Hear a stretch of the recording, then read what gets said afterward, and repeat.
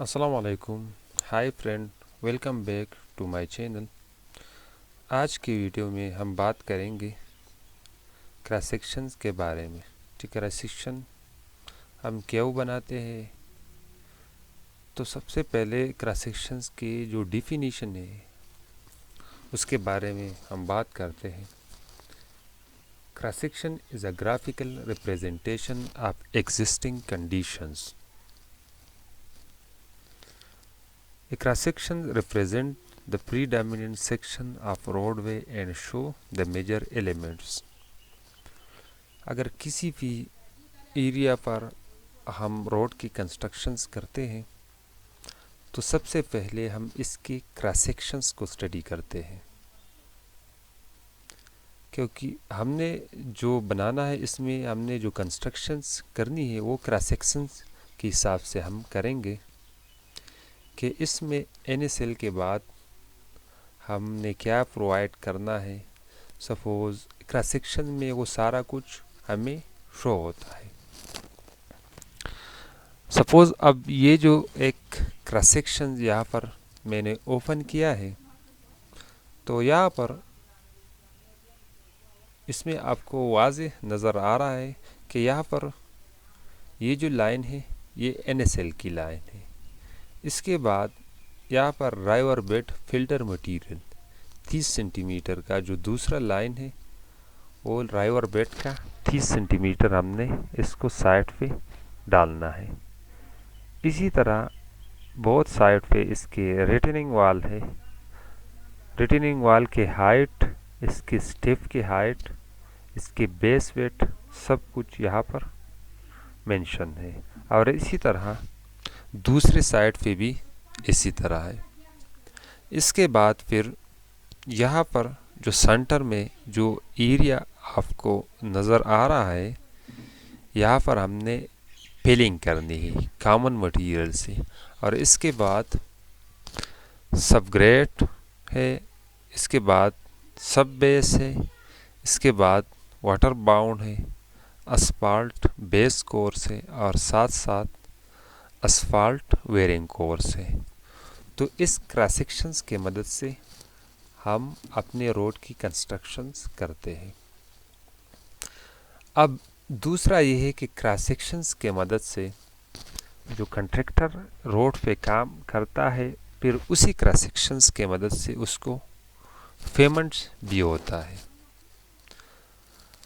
तो सबसे पहले इस पे हम वर्किंग कैसे करेंगे। सपोज़ हमने अगर साइड पे फिल्टर लेयर डाला हुआ है तो फिर इसको हम कंसल्टेंट से हम इसको कैसे लेंगे। तो आज की वीडियो में इसके बारे में हम डिस्कस करते हैं कि क्रॉस सेक्शंस में हमने सिर्फ उस जगह की एरिया हमने निकालना होता है और क्रॉस सेक्शंस ये एक स्पेसिफिक आरडी पे हम बनाते हैं। जिस तरह यहाँ पर जो लोकेशन के सामने एक आरडी है 1+230, तो इसी तरह या तो 20-20 मीटर पे हम अपने आरडी बनाते हैं या 25 मीटर पे भी हम बना सकते हैं। अगर इसको हम बढ़ाते हैं तो 50 मीटर तक हम इस पे क्रॉस सेक्शंस बनाते हैं।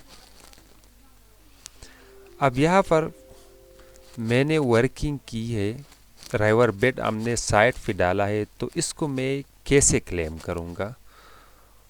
तो उसको क्लेम करने के लिए सबसे पहले जहाँ तक हमने लेवल सपोज़ मटेरियल डाला है तो इसके ऊपर मैंने साइड का जो सर्वेयर होता है वो इसके ऊपर लेवल पड़ेंगे, लेवल मशीन के साथ या टोटल स्टेशन के साथ।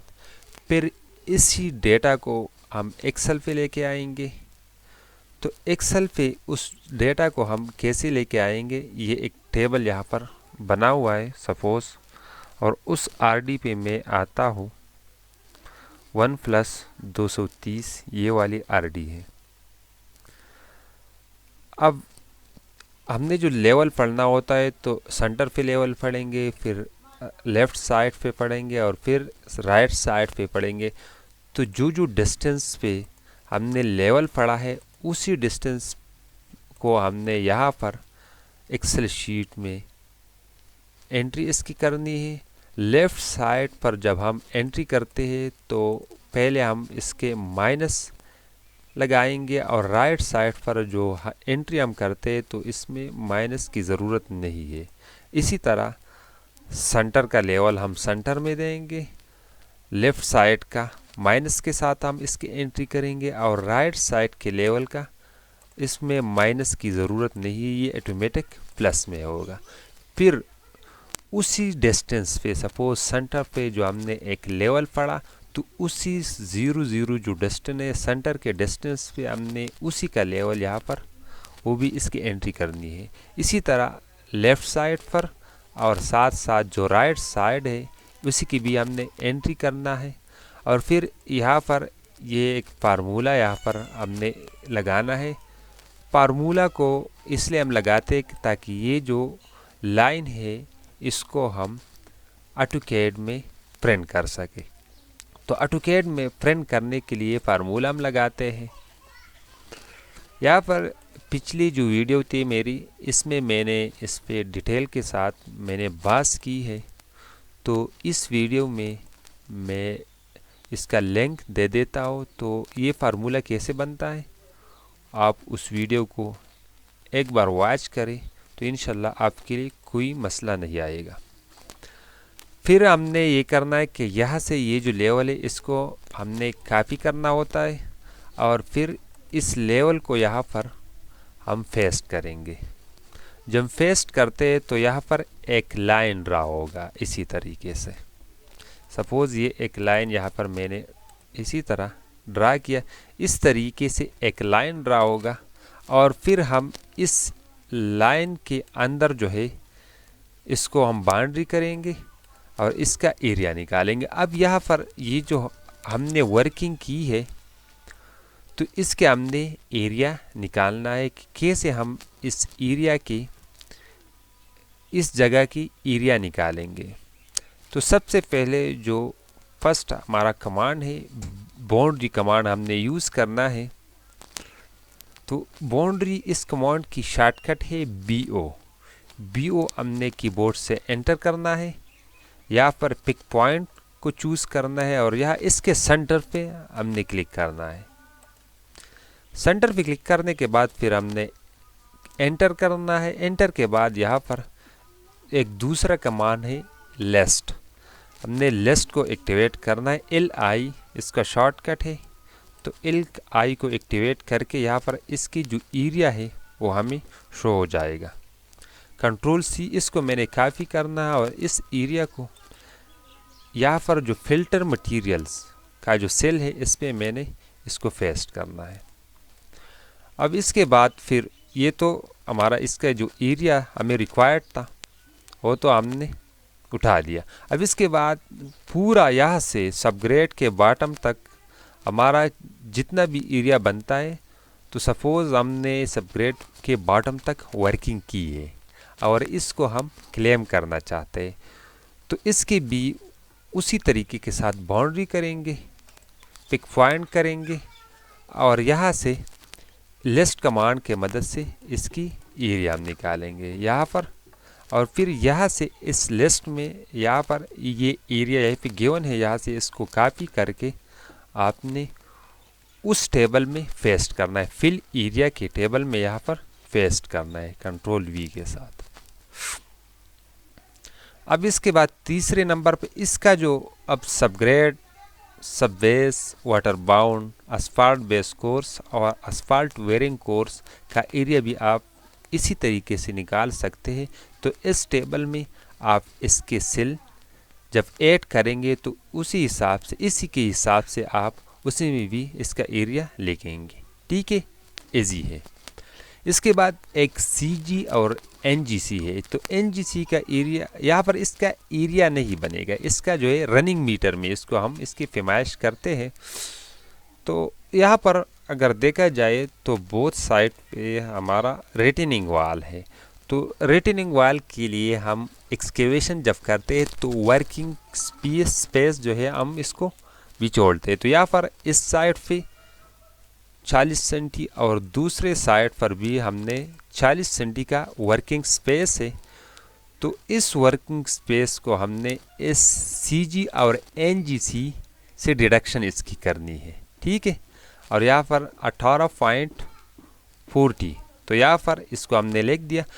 अब इस डेटा को हम जो है, ये तो हमने बस एरिया निकाला, अब इस एरिया को हमने एक्सेल शीट में लेके जाना है। तो एक्सेल शीट में लेके जाने के लिए हमने एक्सेल को ओपन करना है और जिस RD पे हमने वो एरिया निकाला है, सपोज 1+230 पे मैंने निकाला है अब फिलिंग का एरिया, तो यहाँ जो एरिया हमारा बनता है 116.378, इसको हमने इस शीट में यहाँ पे लिखना है, ठीक है। यहाँ पर पहला मैं आपको इस शीट के बारे में समझाता हूँ। तो सबसे पहले यहाँ पर इसकी सीरियल नंबर है, फिर इसके बाद चेन एज है RD। जिस RD पर आपके क्रॉस सेक्शंस बना हुआ है उसी RD को आपने यहाँ पे एंटर करना है।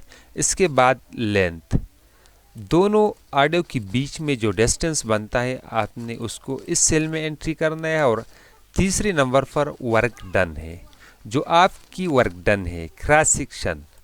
अब ये जो क्रॉस सेक्शन है इसका जो एरिया बनता है या यहाँ की या यह है बोथ, तो इस एरिया को हमने वर्क डन में लिखना है। और इसके बाद ये एवरेज है, इस और इस दोनों एरिया को हमने ऐड करना है और फिर इसको 2 पे डिवाइड करना है, तो इसका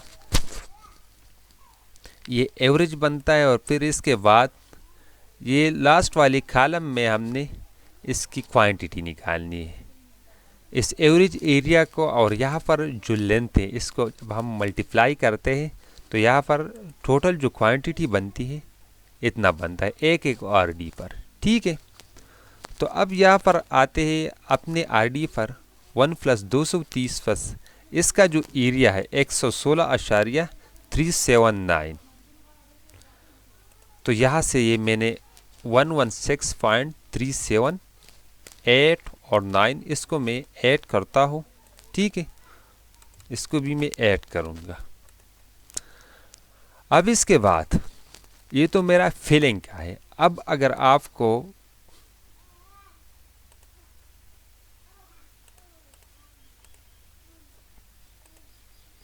ठीक है, अब CG और NGC, तो CG NGC फिल्टर मटेरियल के लिए भी सेम यही शीट आपने बनानी पड़ती है। इसको बनाओ या यहाँ से इसको कॉपी करो और उसी शीट पे आपने अपने RD के सामने उसकी एरिया आपने लिखना है। तो उसी तरीके के साथ आप अपने जो वर्क डन है आपने जो किया है साइट पर, इसके आप क्वांटिटी बना सकते हैं। बहुत इजी है। अगर किसी को भी कोई कंफ्यूजन है तो कमेंट बॉक्स में आप आ सकते हैं। और अगर किसी दोस्त ने मेरे चैनल को अब तक सब्सक्राइब नहीं किया तो प्लीज़ मेरे चैनल को सब्सक्राइब करें। खुदा हाफिज़।